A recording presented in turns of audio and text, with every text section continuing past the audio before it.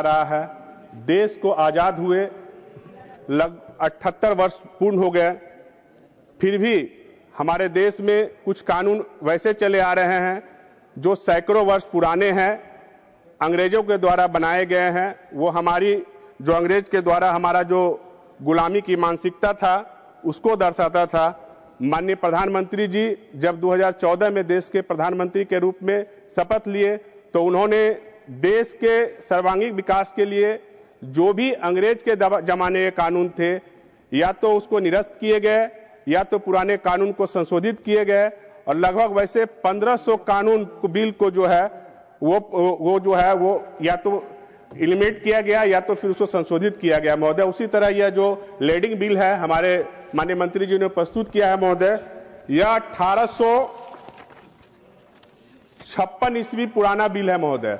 आप सोच लीजिए कहां 1856 और कहां 2025, मतलब लगभग 169 वर्ष पुराने बिल को और कानून को लेकर हम लोग 140 करोड़ जो भारतवासियों के ऊपर जो है एक काला धब्बा था महोदय। अंग्रेज तो चले गए लेकिन उसके कानून को अभी भी हम लोग अपनाए हुए थे, और यह लैंडिंग बिल जो है आज राज्यसभा में पारित हो जाने के बाद ये आजाद हिंदुस्तान का एक शिपिंग इंडस्ट्री में एक नया जो है ऊर्जा लाएगा, एक नया जो है क्रांति लाने का कार्य करेगा महोदय। जहां दुनिया जो है पूरा डिजिटलाइजेशन हो गया है और अभी भी हम लोग जो है उस कॉलोनियल कानून के रूप को मानते आ रहे हैं। पेपरलेस जहां हम लोग करने का काम कर रहे हैं, जहां पार्लियामेंट लगभग पेपरलेस हो गया है महोदय, और जब हम लोग एक्सपोर्ट इंपोर्ट आयात और निर्यात करते हैं महोदय तो वहां पे अभी भी जो है एलसी जो है पेपर पे ही काम चलता है। हम लोग यहाँ से उसको कुरियर करते हैं, फिर कुरियर से उसको रिसीव होता है, जिसमें बहुत सारी खामियां होती है, बहुत सारी गलतियां होती है महोदय।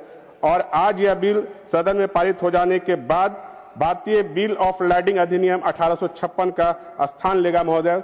भारत दुनिया का सबसे तेजी से विकास करने वाली अर्थव्यवस्था है महोदय, और माननीय प्रधानमंत्री आदरणीय नरेंद्र मोदी जी के नेतृत्व में आज देश हिंदुस्तान जो है, भारत जो है दुनिया की चौथी बड़ी आर्थिक अर्थव्यवस्था बन गई है महोदय। दुनिया का हम लोग चौथा नंबर की जीडीपी बन गए हैं महोदय। ये हमारे लिए गर्व की बात है, और माननीय प्रधानमंत्री जी का जो विजन है कि 2047 तक भारत विकसित राष्ट्र बनेगा, हमें यह बोलने में कोई अतिशयोक्ति नहीं है कि 2047 के पहले ही हम जो है दुनिया की सबसे बड़ी अर्थव्यवस्था बन जाएंगे महोदय।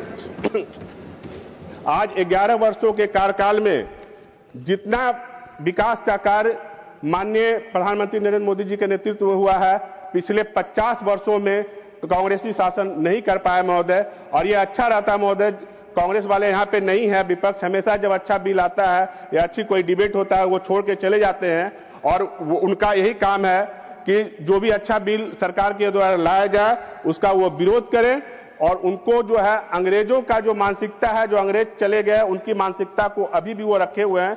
क्योंकि पूज्य बापू जी ने भी कहा था कि देश को आजादी मिल गया है, कांग्रेस को यहीं पे समाप्त कर देना चाहिए, लेकिन कांग्रेस समाप्त नहीं हुई, लेकिन उन्होंने अपने आप को समाप्त नहीं किया, देश की जनता उसको समाप्त करने का काम कर रही है। और बिहार में विधानसभा चुनाव भी है, बिहार में विधानसभा चुनाव के लिए वो तो अपने आप को करेक्शन के लिए देते हैं कि बिहार में इलेक्ट्रोल का जो है वेरिफिकेशन हो रहा है महोदय, क्योंकि वो बिल दिए थे महोदय, मैं उसी पे आ रहा हूं महोदय। तो लेकिन वो रहते तो अच्छा लगता कि ये बिल में कितनी खूबियां हैं महोदय। दुनिया का मैक्सिमम जो व्यापार है वो समुद्री मार्ग से होता है, क्योंकि यह समुद्री मार्ग कनेक्टिविटी में इजी है और सस्ता है और चीपर है, और दुनिया का हिंदुस्तान जो है दुनिया का सबसे बड़ा बाजार है महोदय। और इस बिल को आ जाने के बाद बिल में पारदर्शिता आएगी, एक्सपोर्ट इंपोर्ट के बारे में सारी जानकारियां डिजिटल पोर्टल पर उपलब्ध रहेगा महोदय। महोदय एक और बहुत ही गंभीर विषय है महोदय कि जो भी आप देखें वो काले धन का आदान प्रदान होता है महोदय। मैक्सिमम लोग अदर कंट्री में जाके सेल कंपनी बना के इधर से एक्सपोर्ट करते हैं, उधर से वही एक्सपोर्टर रहते हैं, वही इंपोर्टर रहते हैं। उसमें सफेद काले धन को सफेद करने में चूंकि वो डॉक्यूमेंट ये पेपर रहता है तो उसको आसानी हो जाती है महोदय, लेकिन अब जब ये डिजिटली हो जाएगा, बिलिंग जब डिजिटली हो जाएगा तो उनको इस काले धन को सफेद करने के मामले में भी बहुत कमी आएगी महोदय। पुराने जो कानून थे उसमें बहुत सारी खामियां थी महोदय। यह जो है पहला जो ये बिल ऑफ लैंडिंग था महोदय, इसमें व्यापार में जो कमियां हैं, व्यापार में देरी और अक्षमता थी, कागजी बिल ऑफ लैंडिंग भेजने में, बैंक रिसीवर तक पहुंचाने में औसतन 5 से 10 दिन 7 दिन बर्बाद होते थे महोदय, जिससे चलते जो बंदरगाह पे है, पोर्ट पे जो कंटेनर रुके रहते थे, जिसमें जाम, स्टोरेज लागत और लॉजिस्टिक्स शुल्क बढ़ता था महोदय, और इसमें परिचालन में भी लागत अधिक हो जाती थी, जिससे एक्सपोर्टर इंपोर्टर को उनको आर्थिक नुकसान को भी सामना करना पड़ता था महोदय। एक अंतर्राष्ट्रीय शिपमेंट पर कागजी दस्तावेज के लिए लगभग 4000 से 10,000 तक खर्च आता है महोदय, और भारत की हिस्सेदारी लगभग इसमें सिर्फ 5% ही माने जाए तो हर साल लगभग 22.5 लाख जो बिल ऑफ लैंडिंग जो है हिंदुस्तान जारी करता है, जिससे लगभग देश के 1000 से लेके 2200 करोड़ रुपया तक जो है महोदय ये कागजी खर्च को उठाना पड़ता है, जिससे इस बिल को पारित हो जाने के बाद देश के लोगों का जो है वो रुपया जो है वो बचेगा महोदय। उसके बाद इसमें जो पेपर से आदान प्रदान बिल का होता था, उससे क्या है मतलब धोखाधड़ी की संभावनाएं अधिक रहती थी।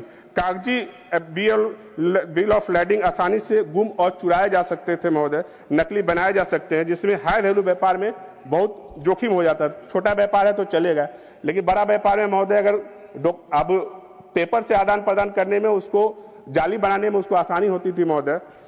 हस्ताक्षर और असलियत की जांच मैन्युअली होने से गलती और होने की संभावना अधिक रहती थी महोदय।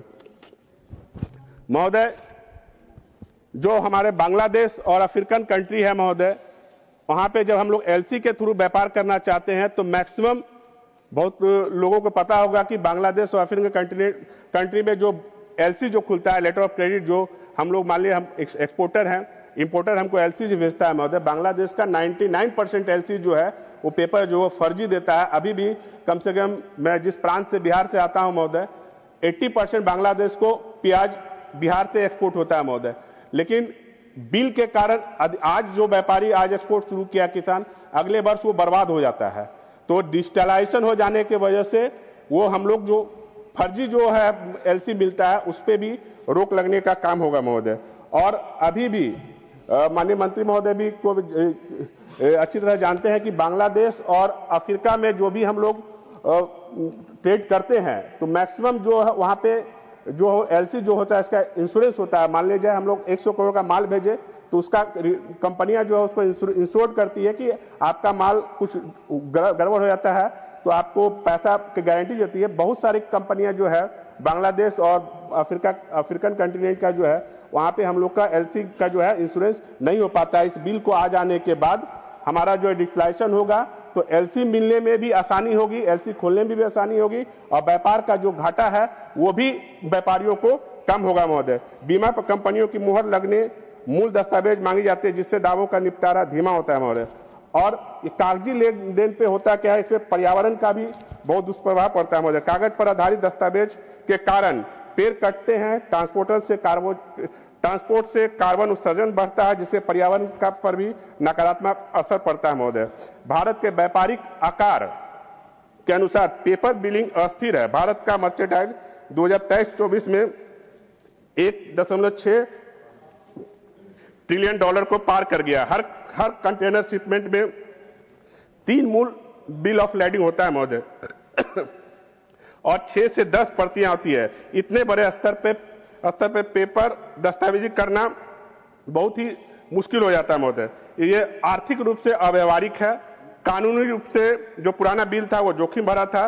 जब हम लोग डिजिटली इतना आगे बढ़ चुके हैं तो अब पेपर में से व्यापार करना, पेपर से आदान प्रदान करना कहीं से न्याय संगत नहीं है महोदय। डिजिटल रूप से पिछड़ा हुआ खासकर उन देशों की तुलना में जैसे दक्षिण कोरिया, सिंगापुर, नीदरलैंड पूरी तरह से जो महोदय इलेक्ट्रॉनिक डिजिटली जो है बिल ऑफ लैंडिंग अपना चुके हैं और हम ही अपनाने जा रहे हैं। यह एक बहुत बड़ी क्रांति है महोदय शिपिंग इंडस्ट्री में और इसे आपको, हम लोग को आने वाला समय में बहुत इसका फायदा होगा महोदय। इलेक्ट्रॉनिक बिल ऑफ लैंडिंग एक पुरानिक डिजिटल दस्तावेज है जो ब्लॉकचेन एंड डिजिटल तरीकों से सुरक्षित होता है। सभी कानूनी मान्यता को बनाए रखते हुए पेपर दस्तावेज की आवश्यकता समाप्त करती है। नए बिल में जो खासियत है महोदय, इसमें स्वामित्व और तत्कालिक ट्रांसफर और माल की शीघ्र रिलीज की व्यवस्था होगी। कस्टम क्लियरेंस टाइम पे होगा महोदय। डिजिटल वेरिफिकेशन के जरिए धोखाधड़ी से सुरक्षा मिलेगी महोदय। लागत, देरी और मैनुअल हैंडलिंग में कमी आएगी महोदय। भारत की ease of doing business ranking में सुधार की गुंजाइश रहेगी महोदय।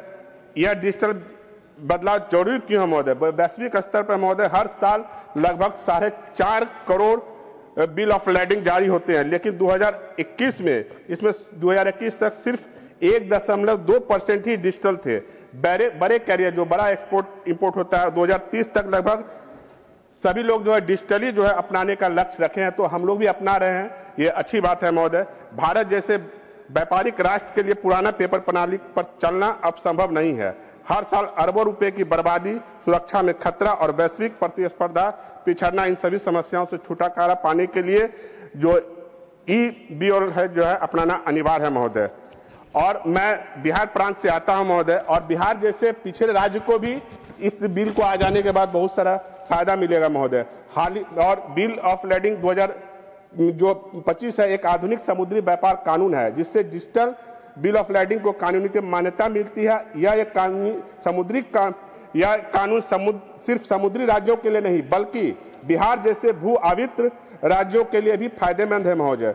बिहार को होने वाले इससे लाभ महोदय, बिहार के लिए वाराणसी जैसे बंदरगाह नेशनल वाटरवे एक पर है से कोलकाता और हल्दिया और धामारा बंदरगाह तक माल भेजना आसान हो जाएगा महोदय। पटना, मुजफ्फरपुर, भागलपुर जैसे जिलों में नवोदित लॉजिस्टिक हब में मदद मिलेगी। बिहार की कृषि और कुटीर उद्योग आधारित वस्तुएं जैसे मखाना, लीची, हस्तशिल्प डिजिटल डॉक्यूमेंट से वैश्विक स्तर पर बाजार में जल्दी तक पहुंचा पाएंगे महोदय, क्योंकि पहले मैनुअली जाने में प्रॉब्लम होता था, अब डिजिटली होगा तो बहुत सारा हम लोग को मदद मिलेगा महोदय, टाइम का बचत होगा, जिससे व्यापार में हम लोग को फायदा होगा महोदय। नदी जलमार्गों कंटेनरीकृत शिपिंग में बढ़ावा मिलेगा महोदय, और रोजगार और निवेश के अवसर बढ़ेंगे। इंग्लैंड कंटेनर डिपोट और लॉजिस्टिक हब की जरूरत बढ़ेगी, जिससे निवेश और स्थानीय रोजगार में वृद्धि होगी। नेपाल और पूर्वोत्तर राज्यों के लिए बिहार जो है एक गेटवे का काम करेगा महोदय। इससे ग्रामीण व्यापारी और छोटे व्यवसायी डिजिटल माध्यम से बिल ऑफ लेडिंग तैयार कर पाएंगे। उन्हें बंदरगाहों तक दस्तावेज भेजने की जरूरत नहीं होगी महोदय। तेज भुगतान और शीघ्र माल की निकासी संभव होगी। जो जल्दी जब क्लियरेंस मिलेगा महोदय, उससे क्या होगा, जो खाने वाली वस्तुएं हैं जो बिहार से एक्सपोर्ट होती है, जैसे लीची है, मखाना है, सब्जी है, इसमें क्या होगा कि बहुत देर तक कंटेनर जो है अगर पोर्ट पे पड़ा रह गया महोदय, उससे उसे खराब होने की संभावना अधिक रहती है, तो ई बिल हो जाने की वजह से उसको सुविधा होगी महोदय। इससे बिहार का नाम डिजिटली सक्षम व्यापार भागीदार के रूप में उभरेगा, खासतौर पर बांग्लादेश, खाड़ी देशों और दक्षिण पूर्व एशिया के साथ। महोदय, मैं माननीय प्रधानमंत्री जी के साथ साथ माननीय मंत्री सर्बानंद सोनोवाल जी को पुनः